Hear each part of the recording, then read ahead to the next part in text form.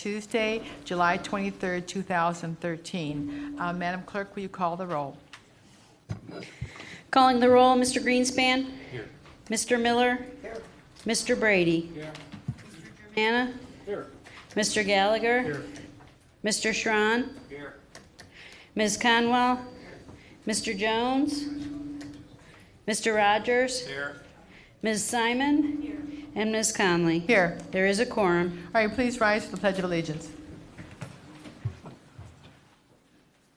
I pledge allegiance to the flag of the United States of America and to the republic for which it stands, one nation, under God, indivisible, with liberty and justice for all. Go with you.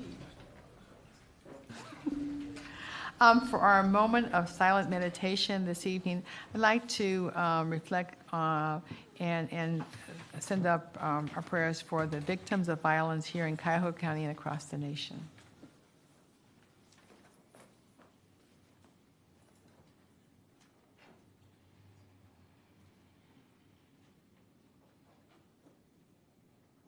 Item 5, public comment. Has anyone signed in for public comment related to the agenda?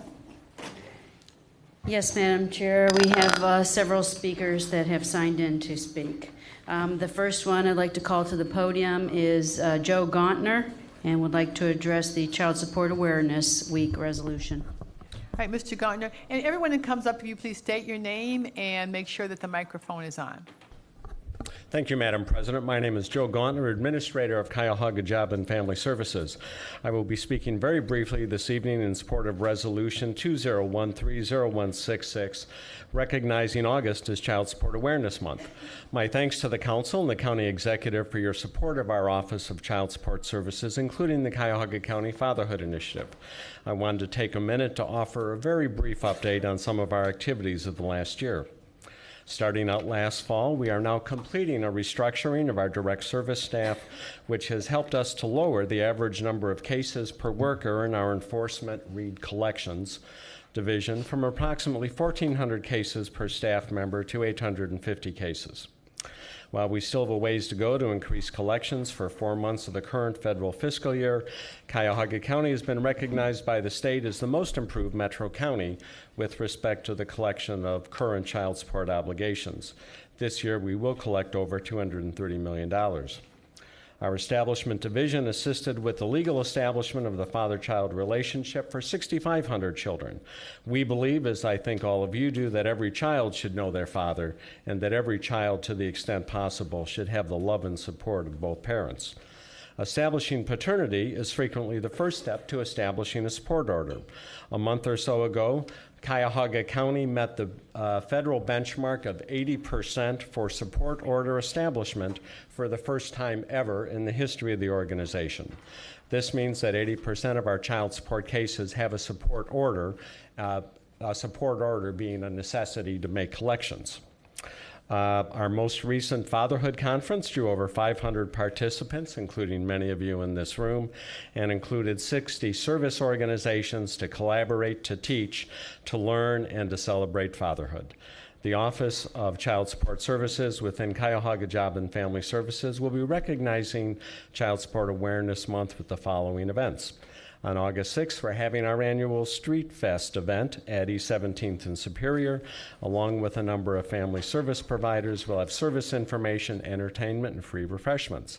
On October 22nd, we're partnering with the Legal Aid Society to hold a Child Support 101 introductory session on community information and basic law at Cleveland Public Library.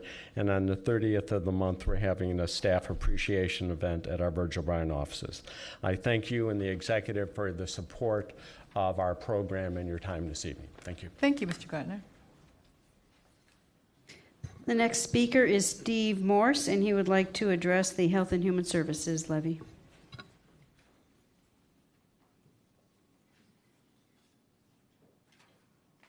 Good evening, Mr. Morse, and Good you have evening, 3 minutes. Madam President. Thank you. My name is Steve Morse. I am on the staff of Recovery Resources, and I'm currently the president of the Council of Agency Directors. That represents all the agencies that currently contract with Cuyahoga County's Adams Board.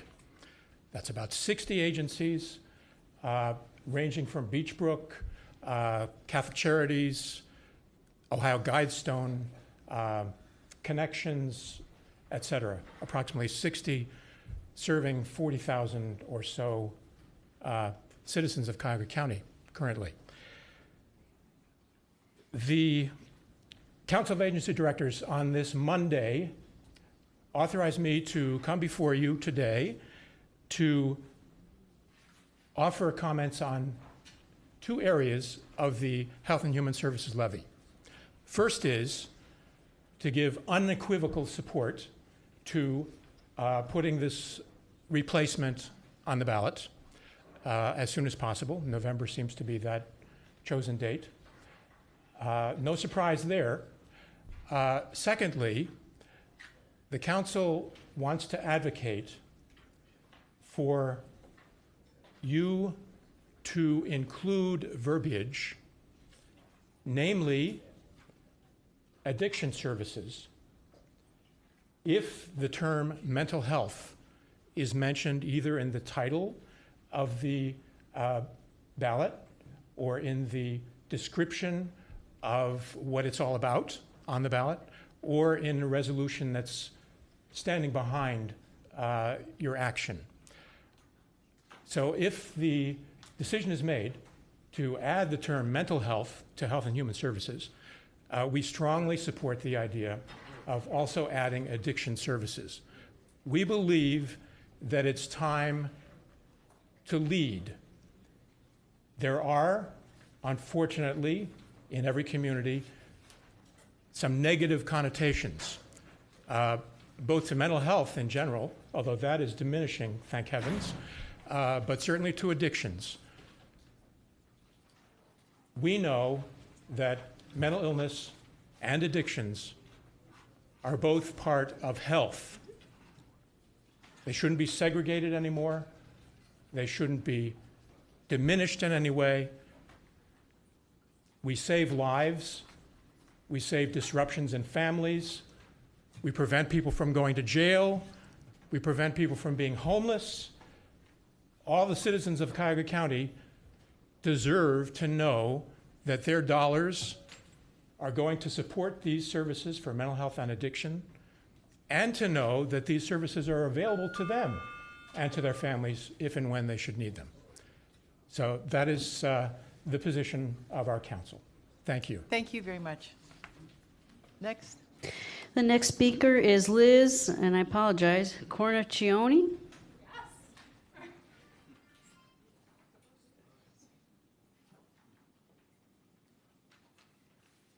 Good afternoon.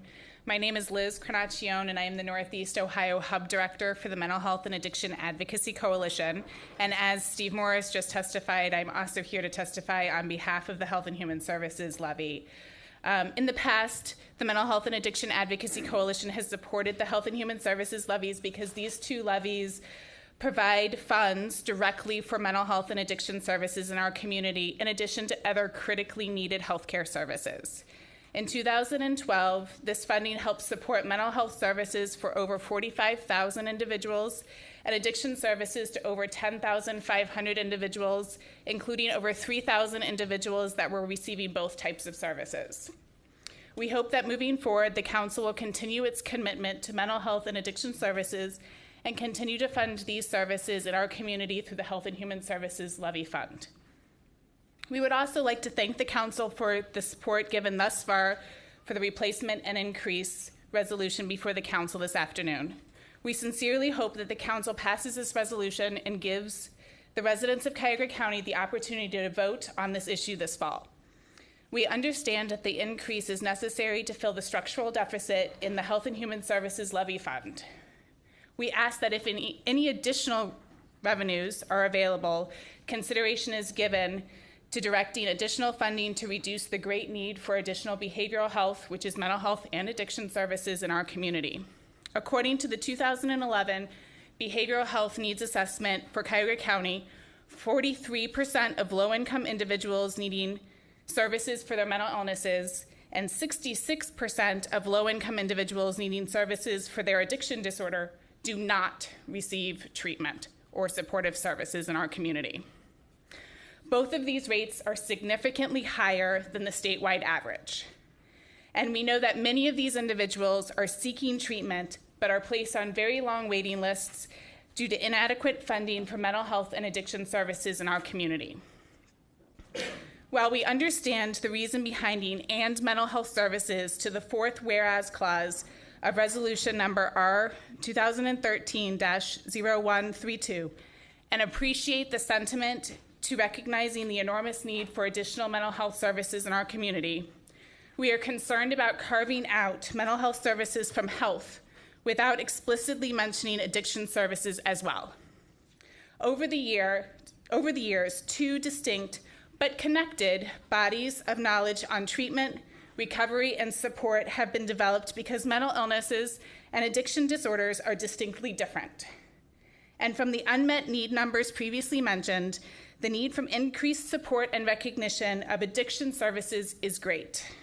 We ask that the council consider explicitly including addiction services in addition to mental health services as a part of the fourth whereas clause for this resolution. Thank you. Thank you very much.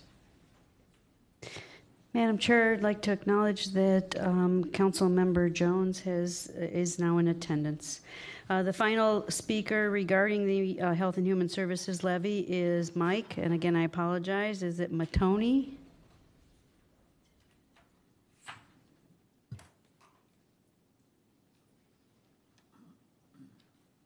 Good evening.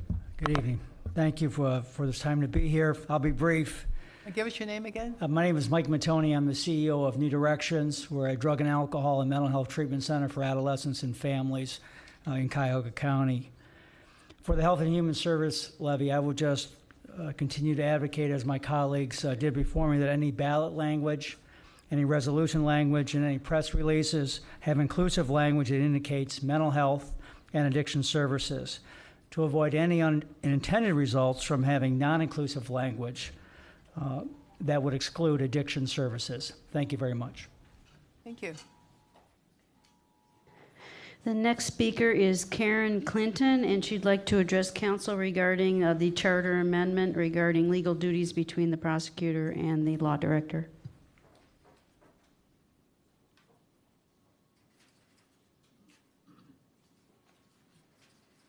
Hey, Ms. Clinton, welcome.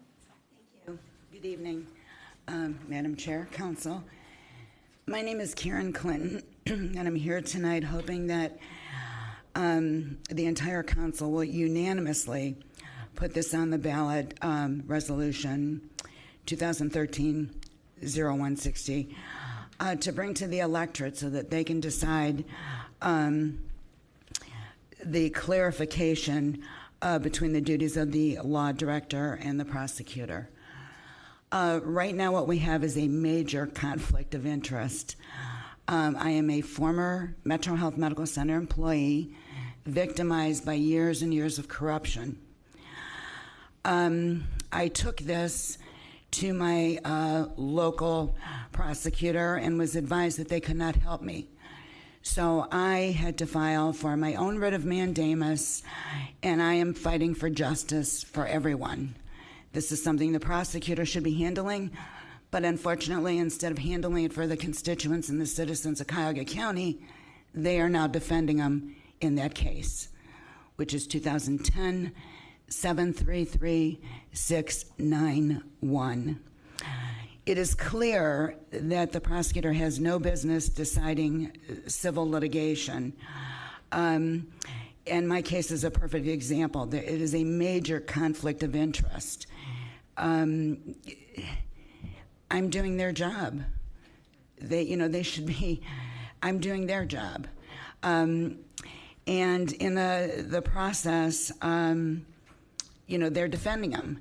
Now, on the heels of them just indicting Attorney Calabrese, that they are going to prosecute. The prosecutor's office stated that they're going to, look at all of the Cuyahoga County corruption and prosecute. And so my question is, how can they prosecute and defend at the same time? They can't do that. it's very clear that the prosecutor has no business in the civil litigation, that they should leave that to the law department. And finally, in closing, well, you know, I'll just leave it at that because it's ongoing, and you know, maybe I better just leave it at that. But those are my thoughts. This needs to go to the electorate, and it needs to be clarified. And let's have everybody doing the right job so that there's no conflict of interest. Thank you. Thank you, Ms. Clinton.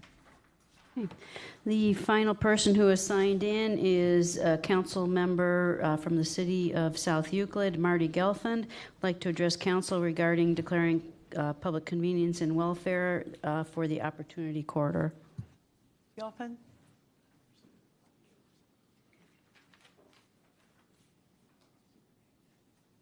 Good afternoon, Madam President, members of council. My name is Marty Gelfand. I'm a member of South Euclid City Council, but I'm really here as an Eastern suburbanite representing 22,000 constituents, but as a lifelong East Sider from the east side of Cleveland or the eastern suburbs all my life, with the exception of time in the Navy and college and working in Washington. And I'm also a commuter for 15 years between the east side and the west side, so I'm very familiar with the Opportunity Corridor. And I'm here to support the legislation that you have on the docket today. I support widening East 105th Street between Quincy and Chester. I think it's necessary. I am not so ardent in my support for some of the other aspects of the Opportunity Corridor. I gave the clerk a letter that was published in the Plain Dealer recently that I wrote with my views on a better alternative to the Opportunity Corridor, which would, I call it the I-90 business bypass. And what this would do would be to take 490, which currently is a 2-mile stretch of interstate highway that was at one point supposed to be the beginning of the Clark Freeway that would have gone through the eastern suburbs, the east side of Cleveland, the eastern suburbs, and going all the way up to 271, and intersecting somewhere in the Cleveland Heights, Shaker Heights area with the Lee Freeway, which would have connected the Shoreway to I-480. And some of us are old enough to remember when this was a controversy in the eastern suburbs, myself included. Rather than, and I understand that the Opportunity Corridor as drawn today would not do what it was originally meant to do, still, many of us in the eastern suburbs are concerned that this could be the first step in that. Really, what I would want to say is that the I-90 business bypass that I propose would connect 490 to through Woodland Avenue to East 105th Street, all the way to I-90 to actually connect I-90 west of 490 to I-90 going east. And the other part of it would be a western link that would connect East 55th Street, where 490 empties out, directly to the Shoreway up East 55th Street, giving people a commuting opportunity to go through the city. This could be an opportunity to develop existing economic zones, including Woodland Avenue, East 55th Street, and East 105th Street. I think it's more comprehensive than the Opportunity Corridor as originally drawn. And I urge you, going forward, A, to vote for the widening of East 105th Street, and B, to consider the possibility of doing something a little bit different than is currently on the books. And I thank you for the opportunity to speak. Thank you. That was timed perfectly. All right, did anyone else sign in? No, Madam Chair. All right, item 6, approval of the minutes. The minutes of the Committee of the Whole for July 9th, 2013, the regular meeting of July 9th, 2013, the Committee of the Whole July 10th, 2013, and Committee of the Whole July 11th, 2013 are all within your packets. If you've had an opportunity to review those minutes, we can entertain a motion to approve them as circulated. Moved by Mr. Rogers and seconded by Ms. Conwell. Is there any discussion? All those in favor indicate by saying aye. Aye. Opposed? The ayes have it. The minutes are approved. I have a couple of announcements. First of all, we have a standing rule that everyone must turn off their cell phones. However, we have granted Mr. Rogers an exception to that. He is on baby watch. And they were all hoping it was going to be born yesterday, but it didn't happen yesterday. But today is his wife's birthday, so she's still got a few hours that maybe she can make it by midnight. But if his phone goes off and he leaves in a hurry, we know why he's leaving. We also have announcement to make regarding George Phillips, who has been a trusted employee of the County Council. He has been with us since the very, very first day. We didn't have anyone to answer the phone, and I guess Human Resources sent an employee, and I was like, who is this guy? Where did he come from? And he's been wonderful. He's really done a great job on constituent services. I've had a number of people who called me and said, I called your office, and he was really good, and we really got all our information. So George is moving on. We hate to lose him, but he is moving on to bigger and better things. And we will be acknowledging having a small reception for him in the office. But he is planning a wedding in the near future, and we will certainly miss George. And we will also miss the cookies that his fiancée, Pam, is always bringing down to the office.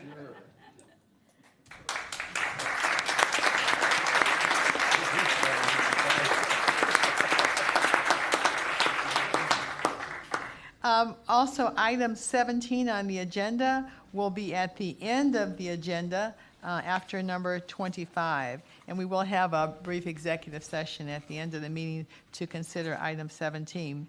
And also, finally, as a part of my announcements, I'm going to relinquish about 5 minutes of my time to Mr. Jeff Applebaum, who has an explanation about one of the items on the agenda. So, Mr. Applebaum?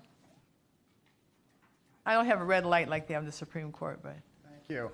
I'm sure you'll tell me when my 5 minutes is up. Okay. I have a very exciting announcement that I wanted to make today. As you all know, we are in the process of putting our hotel project together, our convention center hotel project. The first milestone event is the selection of the design architect or criteria architect who is going to be responsible for creating the vision for this hotel. I'd like to tell you that we have just concluded, the selection committee has just concluded that process.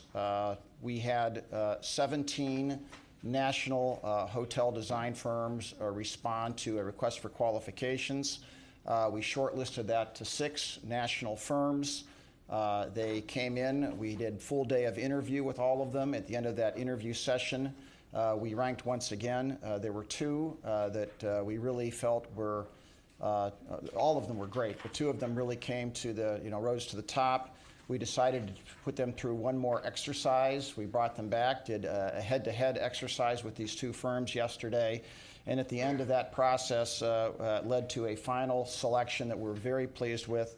The firm who will be, and once again, that we're making the recommendation. It's still subject to finalizing our getting to contract, but we're reasonably confident we will be there based on our post-selection conversation so far. But the firm is known as Cooper Carey. Cooper Carey is a design firm, a national hotel design firm. Their major offices in Atlanta. They also have offices in New York, Washington, and Newport Beach. They have, in the past 5 years, designed 97 hotels. This is what their studio does. They are ranked number 2 in the Architectural Record magazine of the top 5 hotel design firms. Their project leaders, Bob Neal and Pope Bullock, are their A-team. They are the top of the list, and they've made the personal commitment to our project. They've already been here working on it. The trademark of the firm is the Center for Connective Architecture. They're all about not just building, designing buildings, but designing places. In fact, it states in their material, and what they like to talk about is that they don't design buildings for a specific site. They design buildings that connect to cities, linking people to places. And if you hear their presentation, this is what they're all about. They understand the issues here, the problems we're trying to solve. Our committee was very impressed by the process, their expertise, their approach to design vision, including public involvement in the process, and their thorough understanding of the types of goals that we think the community will want for this hotel. a couple representative projects, and they have many, but if you've ever seen there's a project that's about to open in Washington, D.C. It's the Washington, D.C. Marriott Marquis Hotel, 1,175 keys, a great expression of the design necessary there. They've also done the Raleigh Marriott City Convention Center Hotel, and just several others that you'll on their list. I will also mention, as part of this process, that they have in fact supplied a team of local businesses who will support the design effort. We're not yet prepared to announce who those are because we're still vetting that with them and going through their process plan. But I will tell you that their proposed team does in fact meet our 30% SBE goal with respect to provision of those services. So at this point in time, with this recommendation, the plan is that we proceed with them. We're in the process of negotiating the more definitive agreement, which will take some time because it's complex in terms of where engineers are and how it works. But we are going to start out by immediately having them perform a 60 to 90-day service, get through schematic design under a letter agreement, because they have to start tomorrow for our schedule. And they've already started. They started actually the day they were asked back, and they've been working ever since, all weekend on this project with very exciting ideas. So we'll start that process under a letter agreement, which says that after an initial period of time, they'll work through schematic design. We'll own their design product, by the way. I have no doubt that we'll get to terms with them, but we'll work under this initial agreement while we're doing the more definitive agreement. So that is the report, and I hope that's under 5 minutes. Okay. Thank you. Can I just ask you who was on the committee, or who the partners in the committee? Yes, we had a large group of individuals and consultants that were basically participated in both the shortlisting activity and also the final activity. They included from the county, Matt Carroll, Bonnie Tewin, Majid sat in as a we actually relied exclusively on his design ideas now as a legal representative on the committee. Stan Kozaliski, is that how? I'm not sure. I know it was Stan. Greg Huth also sat in as part of the process. Nicole English was there. Dave O'Neill and Rick Schmidt, who you may recall are from Conventional Wisdom. Rick Schmidt is actually the architectural representative with very good instincts from Conventional Wisdom. Steve Zanoni, who you all know is the architect that works with me. I was on that, as well as from on the shortlisting panel, Matt Ahrens, who is with our hotel consultant out of Boston. So that was the group that was in on this process. Okay, so this is an item that's on the agenda, and it's going to come on the agenda, and we anticipate sending it to the Economic Development Committee. However, we realize that this is a very, very close timeline, and council does need a written, some kind of a timeline, so we can know what we have to decide and when. We also need, some kind of a financial plan, and ultimately we need the governmental structure. So I'm sure that we can anticipate receiving those things in the immediate future, because these are very crucial decisions the council has to make, and we can't make them in a void. So we need a timeline and a financial plan and the governing structure. And I think all those things are, we understand every bit of that has to be done, and we're on a full court press to satisfy all of those. We're working on the overall plan. We're working on the design. We're moving down the field, and all these things are part of our process. But to initiate the process, the first step, and just so you'll know, the first step is getting this architect on board, and then negotiating and getting through the whole term. The second step, as I think you know, is we have the RFP out for the operator/brand. That's the next thing that will come here. And then the third thing that occurs is the design builder, because we want all these parties on early. While that's all happening, we go through the ultimate governance plan, and of course you'll be hearing about, as they're defined, project budgets and everything else you've talked about, timeline. But we have to put all these, we have to have all these experts in place, have to have all this moving on in order to accomplish all that. So that's what we're doing.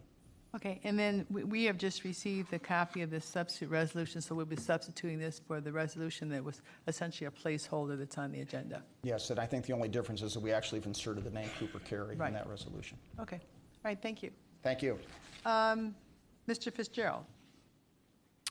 Just quite briefly, Madam President, I just wanted to mention that we have received some requests for assistance from some of our suburban communities because of the flooding damage, particularly in the far eastern portion of Cuyahoga County, especially by the Lake County border. And we have had our emergency management folks and our public works folks out there doing damage assessments, especially in the Euclid area, not just in Euclid, Pepper Pike also. There is a chance that, and we'll probably know in the next 24 hours or so, if we're going to make an official request to have that area created or declared a disaster area. For those of you that have ever dealt with that designation before, there's a specific formula and specific benchmarks that you must meet in order to meet the criteria that has been established by the state and the federal government to be a disaster area. You have to have a certain amount of damage. You have to have a certain amount of damage that is uninsured, actually. That's part of the formula. So we're going through that whole process, and I will make sure that we update council as soon as we have anything further. But it's possible we might start that process. It's possible it could start tonight or tomorrow morning, and I'll let the council know as soon as we know. Thank you. Mr. Fitzgerald, I had some phone calls back and forth on Saturday night about the damage at Ursuline. It's at some point, can we have Mr. Colon up here before either council or the Public Safety Committee to just explain to council persons the steps that have to... Sure. Because there was some confusion about what the state has to do and what the county has to do, and I think that it would probably behoove all of us to just learn the steps that have to be taken. Sure. And the process that we go, because we've refined since kind of remaking the whole emergency management department and having Walter Topp come in, who's got a lot of experience in this area, and he and Brandy Carney have kind of revamped the way the communication process works. Not all the suburban communities always understand the role that the county plays. We're not necessarily a first responder with all debris situations, let's say, but we will offer to help when asked, and we also proactively offer that. But your point's well taken. It would be appropriate for us to explain that to the council representatives, because you're going to get those questions from constituents and local elected officials Right, then as well. we'll know. we can do that. We'll set it up with Mr. Colon. Absolutely. Okay, thank you. Anything else? All right, item 9, consideration of a motion of council for first reading and referral to committee. Motion number 2013-0022, a motion confirming the county executive's appointment of individuals to serve on the Cuyahoga County Debarment Review Board and declaring the necessity that this motion become immediately effective for the individuals as printed on the agenda, items 9A, 1 through 3. That'll go to Human Resources, and I'm not sure when Ms. Conwell's going to have a meeting of that. She'll hear it in the committee. Items, pardon me?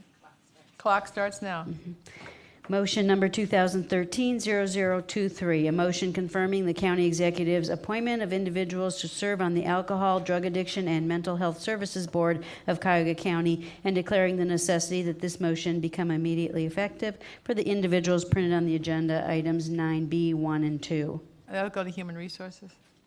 And motion number 2013-0024, a motion confirming the county executive's appointment of individuals to serve on the Cuyahoga Regional HIV Health Services Planning Council and declaring the necessity that this motion become immediately effective for the individuals as printed on the agenda, items 9C, 1 through 10.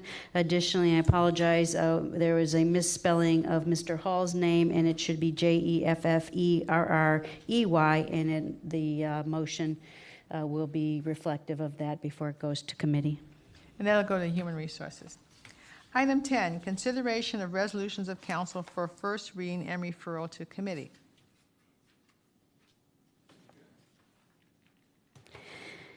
Resolution number 2013-0158, a resolution providing for the submission to the electors of the County of Cuyahoga an amendment to Article 2, Section 2.0312, Powers and Duties, and Article 9, Sections 9.01 through 9.05, and to add Section 9.06, renaming the Human Resource Commission, changing the appointing authority, clarifying its powers and duties, and establishing an Office of the Director of Human Resources, and declaring the necessity that this resolution become immediately effective. Now, all of these resolutions will go to the committee of the whole, so I won't make this state, but each one will go, and Ms. Macho will read all of these, so get your Listerine ready and start reading. That'll be items 10A through G that will be referred to the committee of the whole. Thank Right. you. Resolution number 2013-0159, a resolution providing for the submission to the electors of the County of Cuyahoga an amendment to Article 2, Section 2.032 of the Charter of Cuyahoga County relating to the appointment authority of the county executive and declaring the necessity that this resolution become immediately effective. Resolution number 2013-0160, a resolution providing for the submission to the electors of the County of Cuyahoga amendments to Article 4, Section 4.01 and Article 5, Section 5.06 of the Charter of Cuyahoga County, allocating legal duties between the county prosecutor and the director of law to clarify the responsibilities of each office and declaring the necessity that this resolution become immediately effective. Resolution number 2013-0161, a resolution providing for the submission to the electors of the County of Cuyahoga an amendment to Article 12, Section 12.09 of the Charter of Cuyahoga County, adjusting the timeline for the appointment process and the commencement of the term of the Charter Review Commission for the year in which the appointment is made, and declaring the necessity that this resolution become immediately effective. Resolution number 2013-0162, a resolution providing for the submission to the electors of the County of Cuyahoga an amendment to Article 5, Section 5.01, appointment and confirmation of officers, and Section 5.08, sheriff, powers, duties, and qualifications, establishing the term of appointment and process of removal of the sheriff, and declaring the necessity that this resolution become immediately effective. Resolution number 2013-0163, a resolution providing for the submission to the electors of the County of Cuyahoga an amendment adding Article 6, Section 6.03 of the Charter of Cuyahoga County, establishing the Investment Advisory Committee in the Charter, and declaring the necessity that this resolution become immediately effective. And Resolution number 2013-0164, a resolution providing for the submission to the electors of the County of Cuyahoga an amendment adding Article 14, Section 14.01 of the Charter of Cuyahoga County, establishing the Agency of Inspector General in the Charter, and declaring the necessity that this resolution become immediately effective.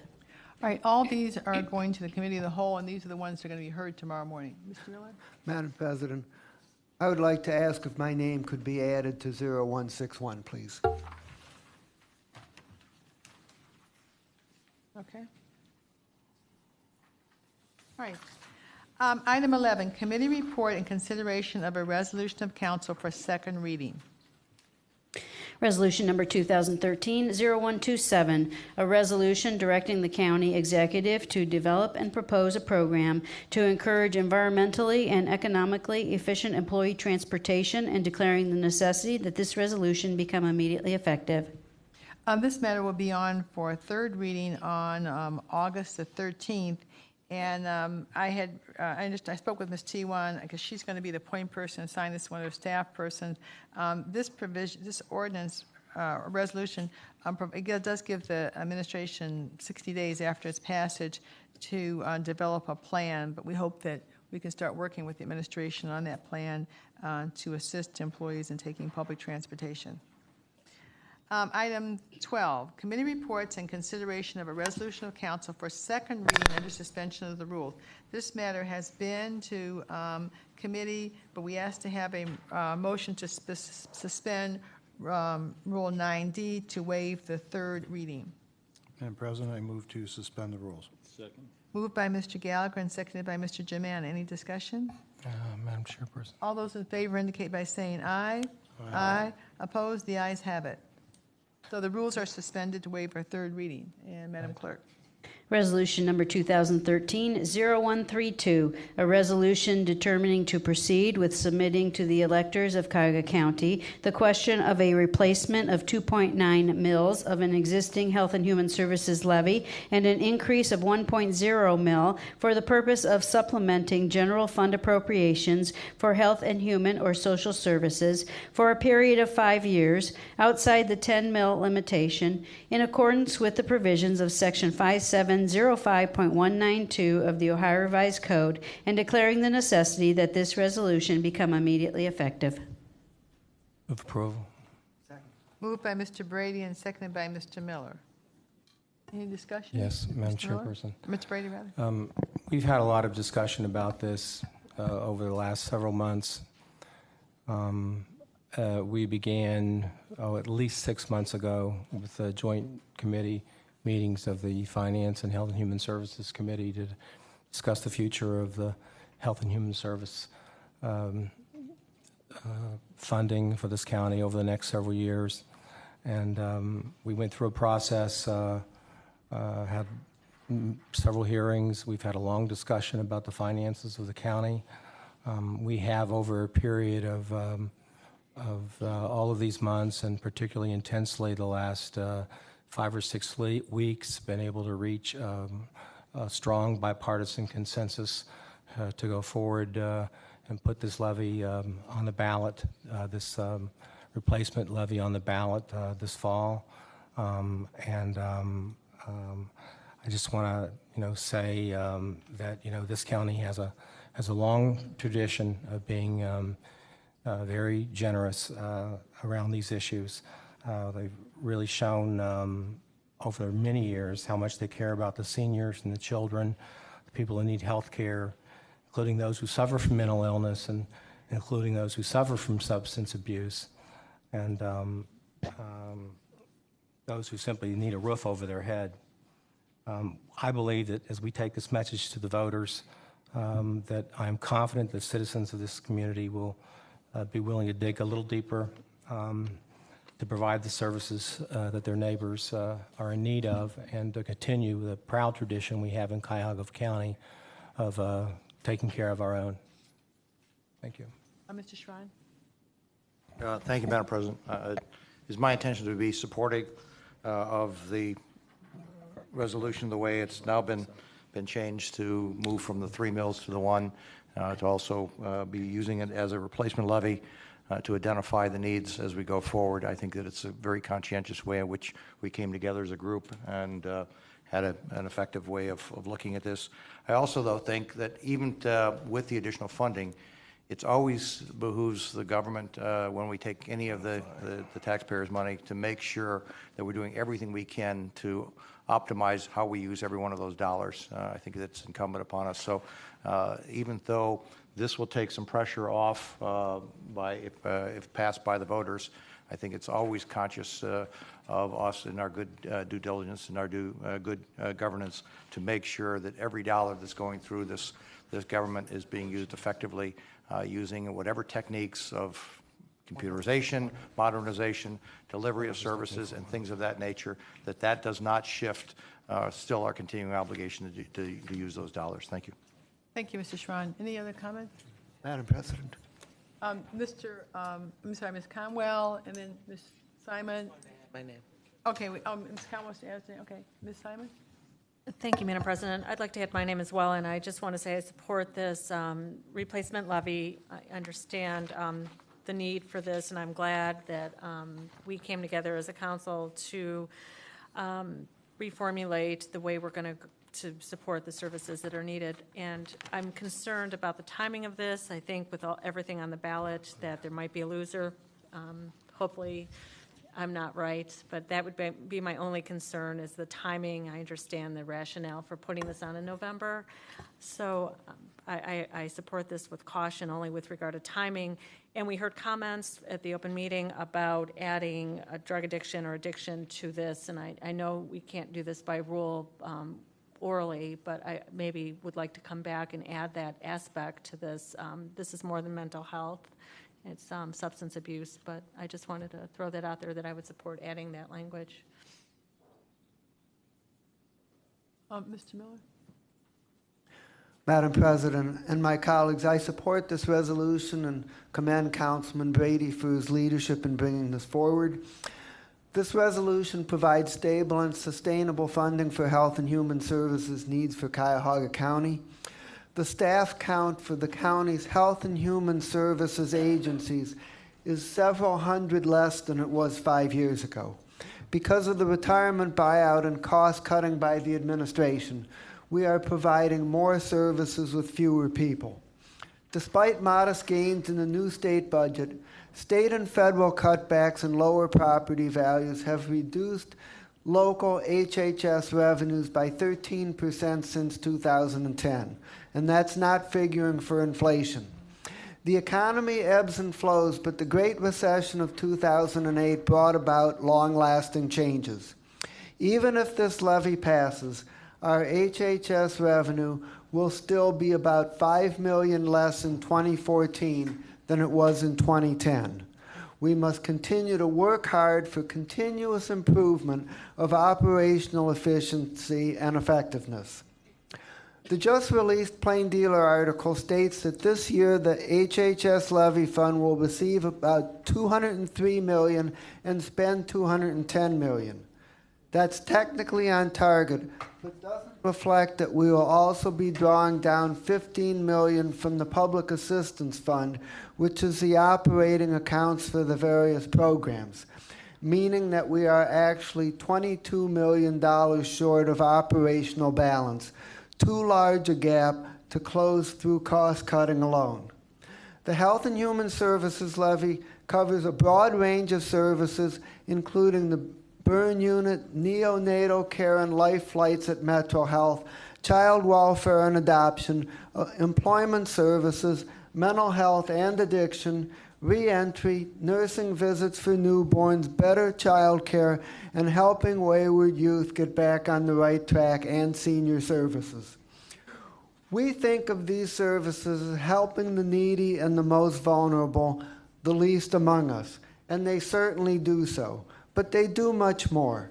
They also help many very successful people who have had an accident or run into a rough patch, and they prevent many small or medium-sized problems from becoming big problems, saving money and improving quality of life. I believe that our economic development and education programs are moving us toward greater economic success, and this levy is part of that too. These services will enable our economic success to include more people, and broad inclusion is the true measure of success of a community. So I'm asking my colleagues and the people of Cuyahoga County to support this resolution. It ensures that we keep providing these vitally important services. And if we are really efficient, we could respond to some additional needs, such as providing prompt and effective mental health and addiction services for people whose problems are significant but not life-endangering.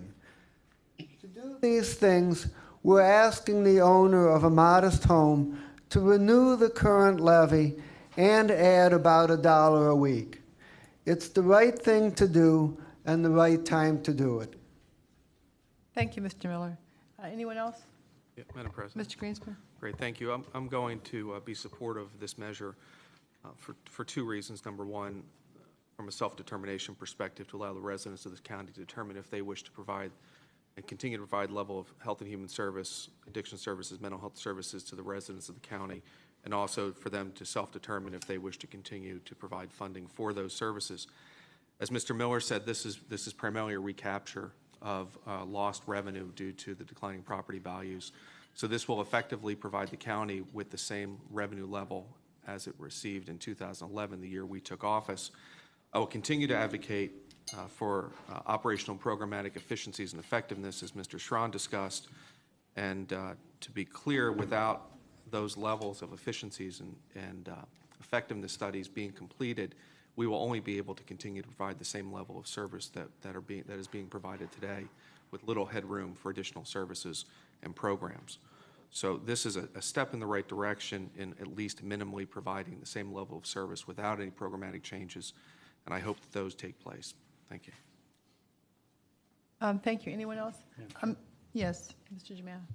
Madam Chair, I want to thank the Health and Human Services Committee for including mental health services in the whereas clause, because this will give this campaign the opportunity to talk about treatment of mental health works. Treatment works, and ultimately, for every dollar that we're going to be spending on mental health, we're going to be able to save it and recoup with their overall general spending. We know that crime, so many crimes are committed by people with mental health issues, and if we can have treatment, we could help with the cutting down on people going back to jail for criminal activities if their mental health issues are treated. So I think it's important that this will be a discussion item where it'll help people have an awareness that treatment works. Thank you, Mr. Jumana. And Madam Clerk, would you add my name as a sponsor, please? Anything else? All right, will you call the roll? Calling the roll on resolution number 2013-0132. Mr. Greenspan? Yes. Mr. Miller? Yes. Mr. Brady? Yes. Mr. Germana? Yes. Mr. Gallagher? Yes. Mr. Schron? Yes. Ms. Conwell? Yes. Mr. Jones? Yes. Mr. Rogers? Ms. Simon? And Ms. Conley? Yes. Motion carries unanimously. Thank you. Thank you, Mr. Brady. Just for point of clarification, we had the clerk read the proposed charter amendments. These are charter amendments that were proposed by the council. Some of them are essentially substitutes or variations on what the Charter Review Commission proposed, because even if we changed a comma from what the Charter Review Commission proposed, we couldn't pass it that way. So we had some minor variations, some minor changes. So the ones we already read are the ones proposed by council. Now we're going to go to item 13, which is committee reports and consideration of resolutions of councils for second reading. These are the items that came from the Charter Review Commission. And rather than have Ms. Schmatzer have to read all of the items, I would entertain a motion to suspend Rule 9C to waive the reading of the full title and read a brief title of the matter. And these, Mr. Gallagher? Madam President, I move to suspend that rule. Second. So moved by Mr. Gallagher and seconded by Mr. Jumana to suspend Rule 9C to waive the reading of the full title and just have a brief title. All those in favor indicate by saying aye. Aye. Opposed? The ayes have it. And all of these matters will be moved to August 13th for third reading. So, Ms. Schmatzer?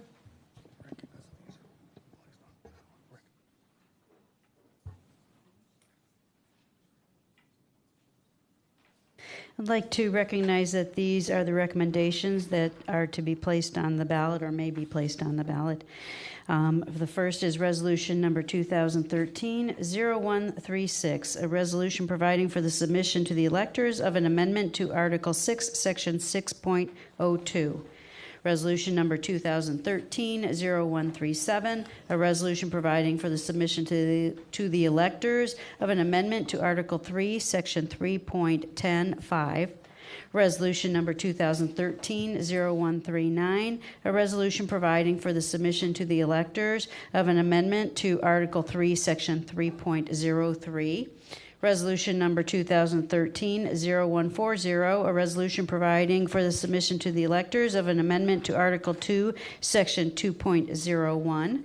Resolution number 2013-0143, a resolution providing for the submission to the electors of an amendment to Article 2, Section 2.04. Resolution number 2013-0144, a resolution providing for the submission to the electors of an amendment to Article 3, Section 3.07, and Resolution number 2013-0145, a resolution providing for the submission to the electors of an amendment to Article 11, adding Section 11.05. All of these are available in the booklet that they're provided, and also they're available online for people who want to read the entire text. Item 14, committee reports and consideration of resolution of council for second reading with recommendation not to be placed on the ballot. Once again, if I can entertain a motion pursuant to Rule 9C to waive the reading of the full title and read by brief title only. Madam President, I move to suspend that rule. All right, moved by Mr. Gallagher and seconded by Mr. Demand to suspend Rule 9C. All those in favor indicate by saying aye. Aye. Opposed? The ayes have it. And these also will be on for August the 13th for a third reading. Resolution number 2013-0133, a resolution providing for the submission to the electors of an amendment to Article 2, Section 2.032. Resolution number 2013-0134, a resolution providing for the submission to the electors of an amendment to Article 3, Section 3.09. Resolution number 2013-0135, a resolution providing for the submission to the electors of an amendment to Article 5, Section 5.01. Resolution number 2013-0138, a resolution providing for the submission to the electors of an amendment adding Article 14, Section 14.01. Resolution number 2013-0141, a resolution providing for the submission to the electors of amendments to Article 4, Section 4.01, and Article 5, Section 5.06. Resolution number 2013-0142, a resolution providing for the submission to the electors of an amendment to Article 12, Section 12.09. Resolution number 2013-0146, a resolution providing for the submission to the electors of an amendment to Article 5, Section 5.01 and Section 5.08. Resolution number 2013-0147, a resolution providing for the submission to the electors of an amendment to Article 2, Section 2.0312, and Article 9, Sections 9.01 through 9.05, and to add Section 9.06. Okay, again, these will all be on for August 13th. Item 15, consideration of an ordinance of council for first reading and referral to committee. Ordinance number 2013-0017, an ordinance enacting Chapter 603 of the Cuyahoga County Code to establish a Cuyahoga County fire and smoke damper inspection program and declaring the necessity that this ordinance become immediately effective. On this matter, will go to Public Safety and Justice Affairs.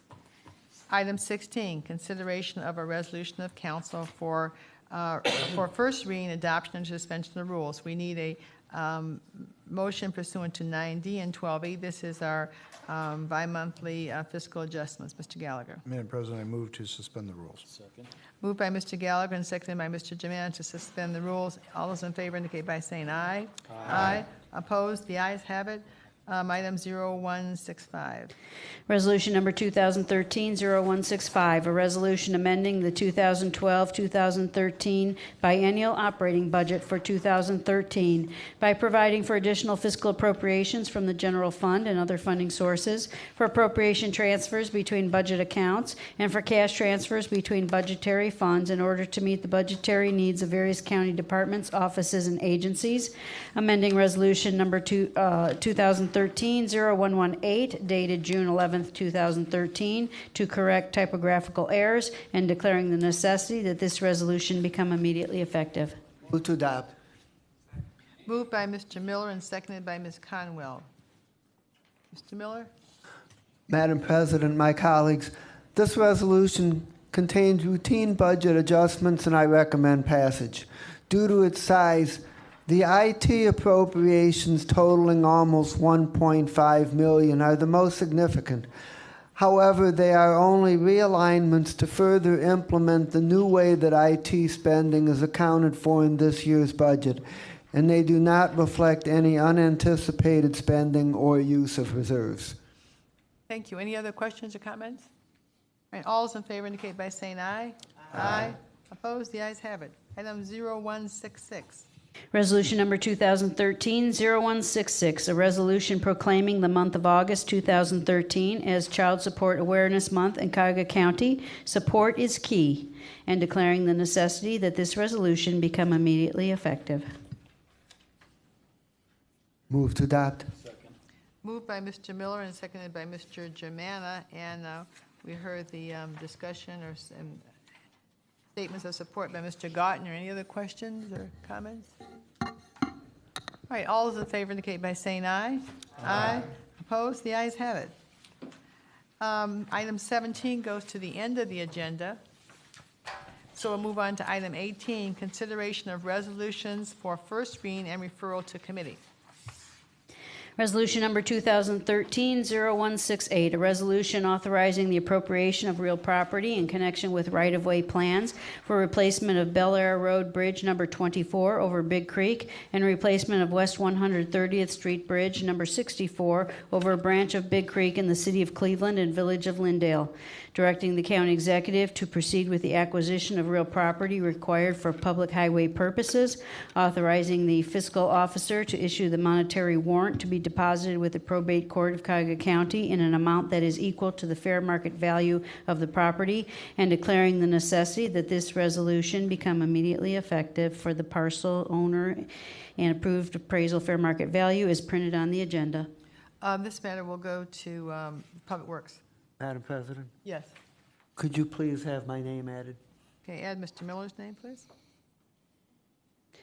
Resolution number 2013-0169, a resolution making an award on requisition number 24534 to Welcome House Incorporated in the amount of $650,000 for sale of the County Archives building, authorizing a lease for said building in the amount of $12 for a 12-month period commencing on the closing date of said sale, authorizing the county executive to take all necessary actions and to execute all documents necessary to consummate the contemplated transactions, and authorizing the director of public works to administer the project, and declaring the necessity that this resolution become immediately effective.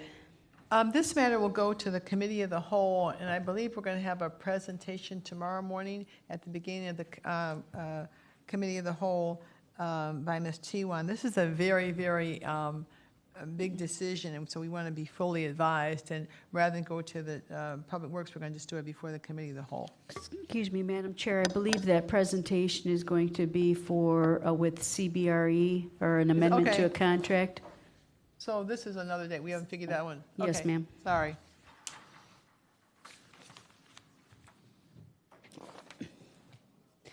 Resolution number 2013-0170, a resolution making an award on requisition number 24534 to Halley Industrial Park, LLC, in the amount of $10,069,265.64 for lease of space for the period anticipated to be June 1, 2014 through June 30, 2024, authorizing the county executive to take all necessary actions and to execute all documents necessary to consummate the contemplated transactions, and authorizing the director of public works to administer the project, and declaring the necessity that this resolution become immediately effective. And this will go to the Committee of the Whole. Resolution number 2013-0171, a resolution approving the retention of a criteria architect for the Convention Center Hotel project pursuant to requisition number 27969, awarding an initial 90-day contract with a criteria architect pursuant to the RFQ for an amount not to exceed $1,500,000, authorizing the county executive to negotiate, enter into, and execute a contract and all other documents consistent with this resolution, and declaring the necessity that this resolution become immediately effective. This goes to the Committee of the Whole. Madam Chair. No, wait a minute. I'm sorry. I'm on the wrong one. You're right. Mr. Schrein. Yes, Madam President, there's been substitute language. It was referenced by Mr. Applebaum, and I would move that we take the language that's been proposed and substitute the language that has been brought before the council this evening. Second. It's somebody down there seconded, Mr. Miller. Okay, it's moved by Mr. Schrein and seconded by Mr. Miller to substitute the item on the agenda with the substitute that's been circulated. Any discussion on that? Okay, all those in favor indicate by saying aye. Aye. Opposed? All right, so we go forward with the substitute resolution 0171, and that will go to economic development. Thank you. Resolution number 2013-0172, a resolution making an award on requisition number 27791 to Key Bank Incorporated for various banking and treasury services, including implementation of the county's college savings account program for the period August 24, 2013 through August 23, 2017, and declaring the necessity that this resolution become immediately effective. This matter will go to a joint committee of finance and budget and education and sustainability. And if anyone's interested in the scoring as to how this bank was selected, it is available in the package starting on page 202. Resolution number 2013-0173, a resolution approving the adoption of various changes to the Cuyahoga County non-bargaining classification plan and declaring the necessity that this resolution become immediately effective. This goes to Human Resources. Resolution number 2013-0174, a resolution authorizing amendments to contracts with various providers for placement services for the period October 1, 2011 through December 31, 2013, authorizing the county executive to execute the amendments and all other documents consistent with this resolution, and declaring the necessity that this resolution become immediately effective as printed on the agenda for all the 28 or so contracts. Okay, this goes to Health and Human Services. All right, item 19, committee report and consideration of a resolution for second reading.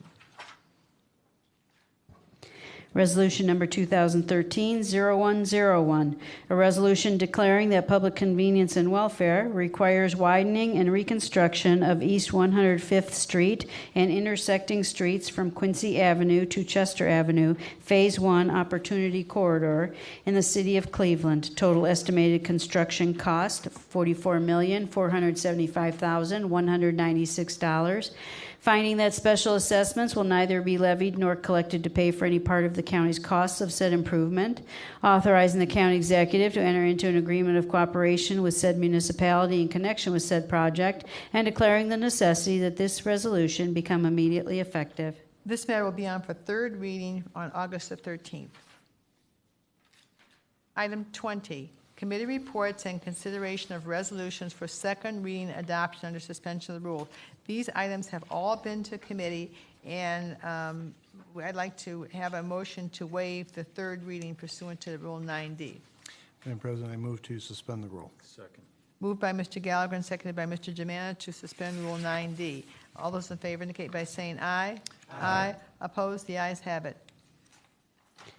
Resolution number 2013-0121, a resolution adopting the 2013 Economic Development Plan in accordance with Section 7.05 of the Cuyahoga County Charter and Section 801.01 of the Cuyahoga County Code, and declaring the necessity that this resolution become immediately effective.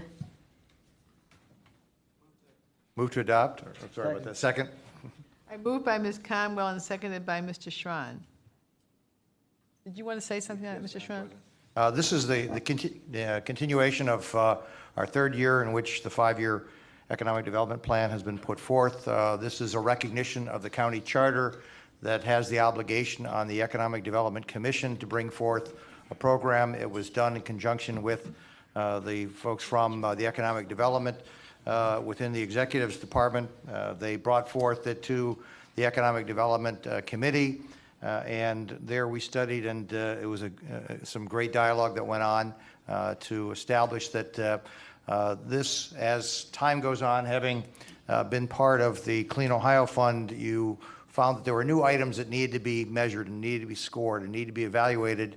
But rather than changing the entire scoring system, it was agreed that we would find the way of reallocating the points so that we'd be consistent from year to year. And so that was done. The new items that the executive office wanted to bring forth were point values to recognize if we have state participation or federal government participation in a particular project. So that was brought forth. Two additions that were amended directly through the committee itself were to build in a list of a list of items within the 5-year plan for place-based activities, and so that rather than just talk about it as a concept, we would actually be identifying one of which, of course, has already been identified by the county executive, that being the Playhouse Square area and the downtown areas. So it would now start to pick up and add some lists of where else we see place-based activities throughout the county. The second item that was added also is that in the startup of actually having created the new economic development organization and being part of the charter, it was that out of the first couple of years, so much was coming on their plate.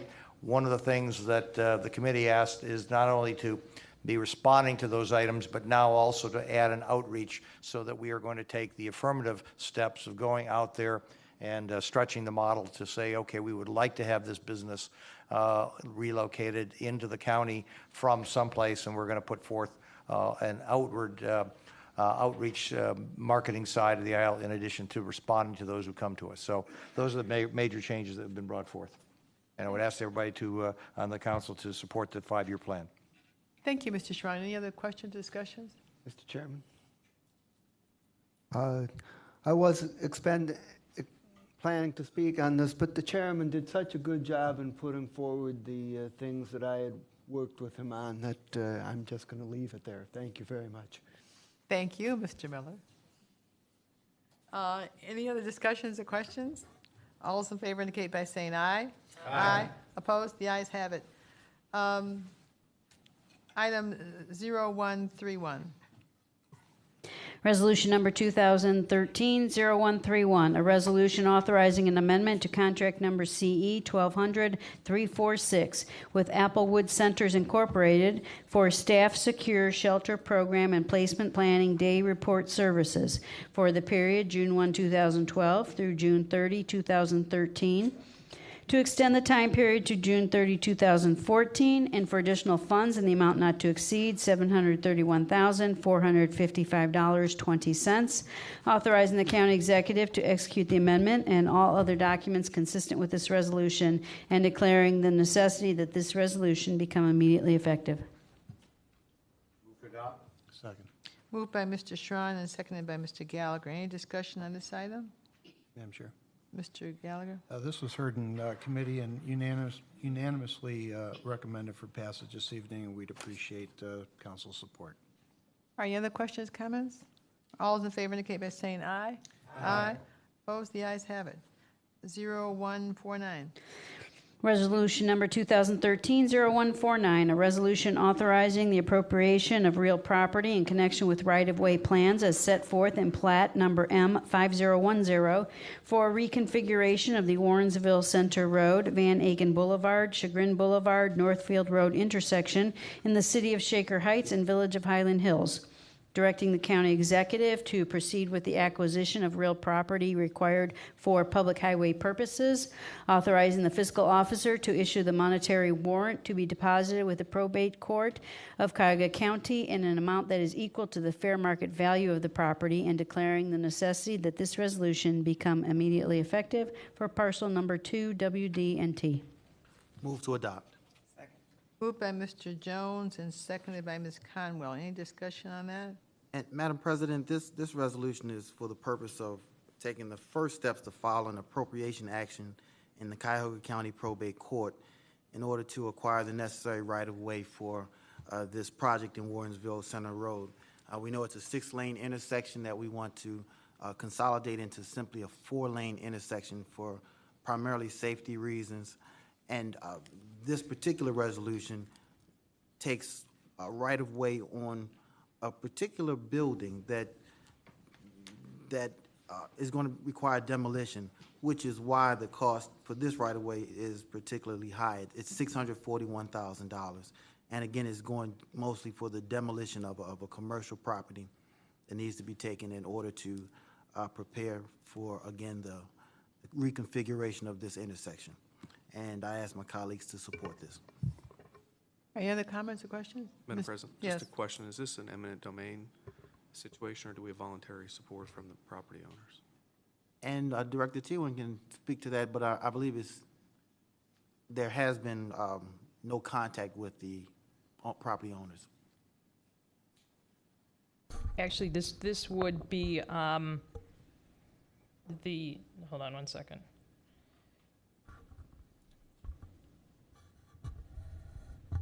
This would, no, we have contacted the property owner, and we have tried to negotiate with them. We want to move this forward, so we're filing in court for the appropriation of the property. So it's eminent domain? You could call it that. This is one of the more confusing intersections in the city. Yes. For years, my mother and sister went miles around because they wouldn't drive through this intersection because it was so confusing. And Director T, when the term eminent domain has not been used on this project, is there a distinction between the two? We prefer to use that we file the claim in court. Madam President, the terms appropriations and eminent domain are interchangeable in the law, so they're used interchangeably. But basically what happens when you're proceeding for appropriations for a roadway is you file the action in court, you deposit the fair market value that's been reviewed and appraised and review appraisal, and then that gives you the right to enter upon the property, but then you still negotiate with the property. There's always the possibility to settle before a trial, and that's almost always is the case. Very few cases actually go to trial, but that's usually the process that gets you the ability to get on the property, and then you can sometimes continue the negotiations. And this is really important, aside from the confusion of this intersection. This is really going to reconfigure this intersection, and they're talking about moving the Shaker Library up to this intersection and be very positive for economic development in this area. So it's really going to be, you're going to change the rapid stop, so it's really going to be significant. Madam Chair. Yes. Madam Chair, since the discussion about eminent domains come up, this particular building has been condemned by the city, Shaker Heights. It's going to be torn down, so it isn't like we're moving people out of their location. It's been empty, it's outdated, obsolete, and this is the fair market value appraisal for the property once we take it over. Madam, I'm sorry, I wasn't aware this was, if I can continue, have we done this often, this type of activity? Because I've never, it's classified as eminent domain or interchangeably with that phrase I would have liked to have known. Have we done this often? We have on other road widening projects. There's usually when we have multiple pieces of property that we're trying to negotiate with property owners, we come into situations where we just can't get to that point where we can agree on a price, and we have filed in court previously for not to this level, for smaller pieces, 10 foot of frontage or whatnot, but we have filed in court on several occasions. And this is for a public purpose, correct? That's correct. It's for a road, which is it's actually expressly cited in the Ohio Constitution from 1803 that's a quick take on it's the absolute most basic recognized public use. All right, any other questions? All right, all those in favor indicate by saying aye. Aye. Opposed, the ayes have it. Item 0150.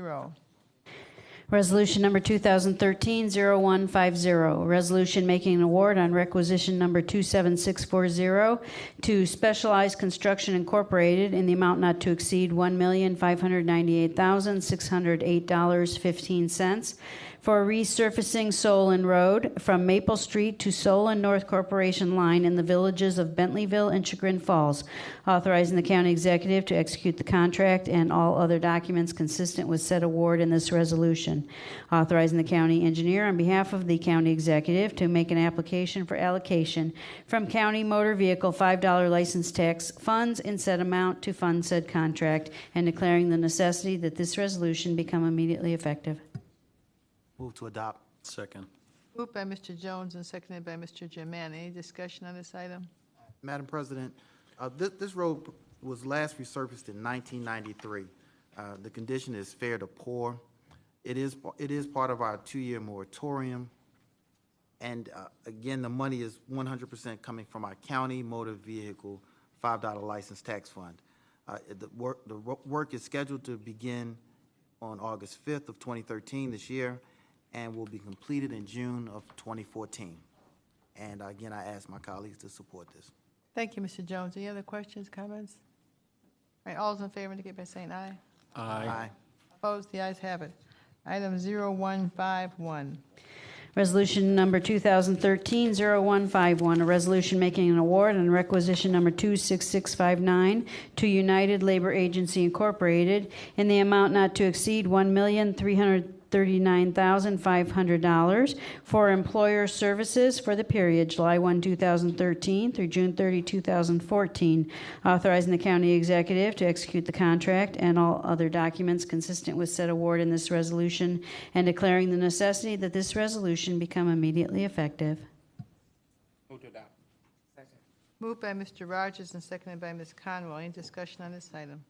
Yes, Madam President, this resolution was heard in the Education Committee, and it has to do with United Labor will be the agency contracted with the county to provide services to get more people employed.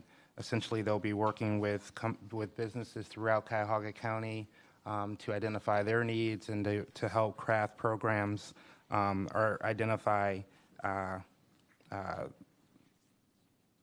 the agencies that are capable of providing the training, so we can match people that are looking to find work with actual jobs. 70% of this is funded by Workforce Investment Act, or WIA dollars, and 30% through TANF funds. And I think this is important work that's needed in the county. They've been quite successful in the past, and I urge the support of the rest of the council. Thank you. Any other questions, comments? All those in favor indicate by saying aye. Aye. The ayes have it. All right, item 0152. Resolution number 2013-0152, a resolution making awards on requisition number 26661 to various providers in the total amount not to exceed $2,641,737 for employment connection one-stop operation and services to job seekers for the period July 1, 2013 through June 30th, 2014, authorizing the county executive to execute the contracts and all other documents consistent with said awards and this resolution, and declaring the necessity that this resolution become immediately effective for the providers and in the amounts not to exceed is printed on the agenda, items F1 and 2. Move to adopt. Moved by Mr. Rogers and seconded by Mr. Miller. Mr. Rogers, you want to hear on this? Sure, Madam President, this is somewhat related to the prior resolution. This differs in that this is services that we directly provide to people that are seeking employment. So it's referred to as the one-stop shop, where people come in and are looking for work. They're provided services such as resume writing skills, interview skills, and doing the intake and put on the list of people looking for work, which are then matched with the previous resolution. So they work hand in hand with each other. Again, these contracts are funded by WIA and TANF dollars. Thank you. Any other comments or questions? All those in favor indicate by saying aye. Aye. Opposed? The ayes have it. Item 0153. Resolution number 2013-0153, a resolution authorizing the county executive to accept, on behalf of the county, the donation of 4 cemetery lots within the Crown Hill Cemetery, Twinsburg, Ohio, from Charles A. Suhe, valued at approximately $4,000 for the purpose of accommodating indigent burials, authorizing the county executive to execute all documents that are necessary to effectuate such transfer, and declaring the necessity that this resolution become immediately effective. Second. Moved by Mr. Schron and seconded by Mr. Gallagher. This is the second set of cemetery plots that the county has received by virtue of donation. And I spoke with somebody from the, we still have to develop a policy. I think I spoke with Ms. T1 about it, actually to how we're going to parcel these out, because the cities actually are responsible for indigent burials, but we'll just probably just have a list, and whoever comes up and wants them. I think Mr. Schron indicated that some desire to get them to veterans, but we'll work that out in the policy. Just a thought. Yeah, okay. So any other discussion or question? And we appreciate the gift from Mr. Suhe. All right, all those in favor indicate by saying aye. Aye. Opposed? The ayes have it. Item 0154. Resolution number 2013-0154, a resolution authorizing an amendment to contract number CE 1100-151 with Guidestone, formerly known as Berea Children's Home, for community-based treatment center management services for the period January 1, 2011 through June 30, 2013, to extend the time period to June 30, 2014, and for additional funds in the amount of $1,153,828.80. Authorizing the county executive to execute the amendment and all other documents consistent with this resolution, and declaring the necessity that this resolution become immediately effective. Move to adopt. Second. Moved by Mr. Gallagher and seconded by Mr. Jermaine. Any discussion on this item? All right, all those in favor indicate by saying aye. Aye. Opposed? The ayes have it. Item 0155.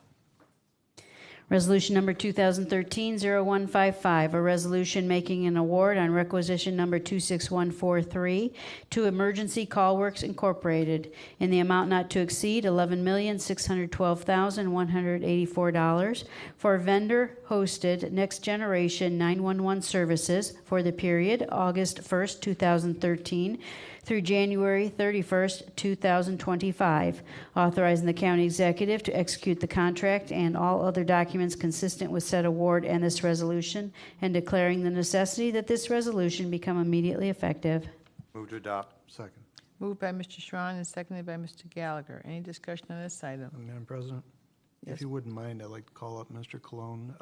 This Okay. is a big step through the Safety Committee, and Mr. Cologne's been working on this from the beginning and gave a presentation to the committee, and this incorporates and touches everybody in the county. Sure, Mr. Chairman, I appreciate it. Madam Chairman, I appreciate it. Next Generation 911 has been a big term that's been tossed around for the last several years, and it's one that's going to continue for another 10 years or so.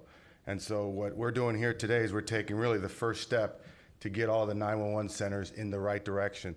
So to oversimplify it, there's really 2 things that are required for Next Generation. And really what it means is, how do we make 911 accessible to those other technologies that are available today? Today, 911 is a voice-based system, and it's an analog voice-based system. It was built to call from your house to 911. Obviously, with cell phones, it introduced some complexities.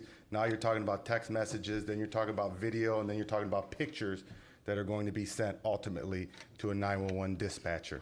And so we're several years away from that, but that's what Next Generation means. It really consists of 2 parts that we locally have to consider. First part is the network. In order to take all that data, you need a brand new network. And so the state is currently taking the lead on what that network should look like, and more importantly, what our responsibilities at the county levels will be. We don't have an answer to that yet, whether we're responsible for maintaining our own local networks or whether the state's going to create this large network. And really the second piece, which we're doing today, is the CPE, or the customer premise equipment, or the phones that we're actually putting. They're more than phones now, they're actually computer systems that you're putting in front of the dispatch centers, and that's what we're getting today. So within the first 18 months, we're replacing all the hardware. that most centers have that are really, really old. Some of them are actually a phone that's or a push button type of console to a PC-based type of console. We got a chance to see at the committee. It's really a computer with a headset or some sort of phone set tied to that computer. And so that equipment in and of itself is next generation ready, which would mean after we go live, the first technology that dispatch centers will probably be able to use is text messaging. So you will see a cultural change with being able to text message 911 within the next 2 to 3 years within Cuyahoga County. And then after that, as the state develops a network, you'll get the other solutions. It will change, not even the technology in of itself is going to be tough, but the training that's needed and the cultural change within dispatch centers is going to be tough. But next generation is a word that you're going to be hearing for at least the next 10 years. Thank you, Mr. Colon. Any questions, comments? Yes, Mr. Greenspan. Thank you. Just to be clear, Mr. Clone, and so the committee is aware, the funding for this is not coming out of any county funds, correct? The funding for this is coming out of the Wireless Government Assistance Fund. That's the 911 cell phone surcharges. So that's the now 25 cents, but previous to 2013, 28 cents that's been on everyone's cell phone bill that's accumulated over the years to the county. That's correct. Okay, great. Thank you. Any other questions, comments? All right, all those in favor indicate by saying aye. Aye. Opposed? The ayes have it. All right, item 0157. 6. Sorry. Resolution number Oh, I skipped one. Okay, sorry. 2013-0156, a resolution authorizing a revenue-generating agreement with Warrensville Heights City School District in the amount not to exceed $2 for lease of space at the Green Road Services Center located at 4329 Green Road, Highland Hills, for operation of special education and early childhood programs for the period August 1, 2013 through July 31, 2015, authorizing the county executive to execute the agreement and all other documents consistent with this resolution and declaring the necessity that this resolution become immediately effective. Move to adopt. Moved by Mr. Jones and seconded by Mr. Germana. Any discussions on this item? This resolution allows the Cuyahoga County Board of Developmental Disabilities to lease space in its Green Road Service Center to the Warrensville Heights City School District. And it's for the purpose of allowing Warrensville School System to operate a special education and early childhood program to children. It's simply a $1 lease. It allows us to be a good neighbor. They are in need of additional space, and this partnership allows them to provide service in our service center that currently has programming already in place. They just have the additional space to accommodate Warrensville Heights School System. So it is a good piece of legislation, and I urge my colleagues to support it. Any other questions, comments? All those in favor indicate by saying aye. Aye. Opposed? The ayes have it. Item 0157. Resolution number 2013-0157, a resolution authorizing various revenue-generating agreements with Educational Service Center of Cuyahoga County, each in the amount not to exceed $2 for lease of space at various Cuyahoga County Board of Developmental Disability Centers for operation of Help Me Grow programs for the period September 15, 2013 through September 14, 2015. Authorizing the county executive to execute the agreements and all other documents consistent with this resolution and declaring the necessity that this resolution become immediately effective for the centers as printed on the agenda K1 and 2. Move to adopt. Second. Moved by Mr. Jones and seconded by Mr. Germana. Any discussion on this item? And like the first item, this is a one-year revenue-generating lease agreement, again with the Cuyahoga County Board of Developmental Disabilities. They're seeking to lease space in their Green Road Center and their William Patrick Day Center, and lease to the Educational Services Center of Cuyahoga County. And this is the organization that operates on behalf of Help Me Grow. So Help Me Grow is a very important organization in our community, serving the needs of children and the disability challenges they face. And what this will do, the main reason or biggest reason, is that it will help bring the team of service coordinators that deliver these services to over 900 families. This will bring them all under one roof and allow the team to operate a little more efficiently. So again, this is a worthy piece of legislation, and I urge my colleagues to support it. Questions, comments? All in favor indicate by saying aye. Aye. Opposed? The ayes have it. Item 21, consideration of an ordinance for first reading and referral to committee. Ordinance number 2013-0018, an ordinance enacting chapters 507 and 508 of the Cuyahoga County Code to establish the county's performance bond and insurance requirements and repealing sections 504.03C2E, 504.04D2E, and 504.16 in conformity therewith, and declaring the necessity that this ordinance become immediately effective. The Public Works. Item 22, committee reports and consideration of an ordinance for second reading adoption under suspension of the rules. This matter has been to the Public Safety Committee, and we need a motion to suspend Rule 9D to waive the third reading. Mr. Gallagher? Madam President, I move to suspend the rule. Second. Moved by Mr. Gallagher and seconded by Mr. Jermaine to suspend Rule 9D. All those in favor indicate by saying aye. Aye. Opposed? The ayes have it. Ordinance number 2013-0015, an ordinance establishing the Sheriff's Department and divisions and sections within the department, and declaring the necessity that this ordinance become immediately effective. Move to adopt. Second. Moved by Mr. Gallagher and seconded by Mr. Germana. Madam President. Mr. Gallagher. This ordinance codifies the Sheriff's Department and dissects the office into 4 divisions, which will include civil court orders, corrections, law enforcement, and protective services. This ordinance also authorizes the sheriff to issue firearms to his employees of the department as long as they go through their annual training program. Any other questions or comments? All right, all those in favor indicate by saying aye. Aye. Opposed? The ayes have it. Yes, would you add Mr. Germana's name, please? All right, is there any miscellaneous committee reports? Mr. Greenspan? Great, thank you, Madam President.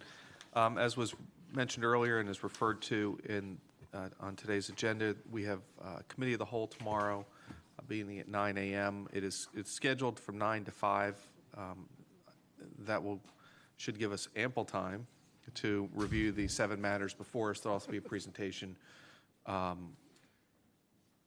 the beginning of the meeting. Lunch will be brought in tomorrow by a fine pizza restaurant in Westlake. Paid for, not at public expense. No, and I've taken care of dietary needs of members of council, so everybody should be satisfied tomorrow. So 9 a.m., bright and early. Thank you. Bright and early? Half the day's over. Madam President, Mr. Miller. Finance and Budget will meet a week from Monday at our usual time at 1 p.m. on August the 5th to hear the Key Bank contract that was introduced tonight.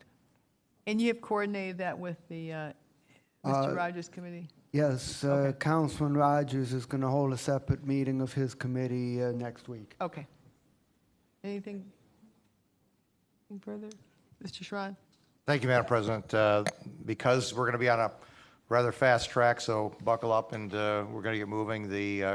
On the hotel, we're going to have our first meeting on the 29th of July at 9 o'clock in the morning, contrary to my colleague bright and early, but we are going to get started at 9 o'clock. And if we need a subsequent meeting, it'll be August 5th, also at 9 o'clock. So we'll keep things moving, and just to let people know that we're going to be on a fast track.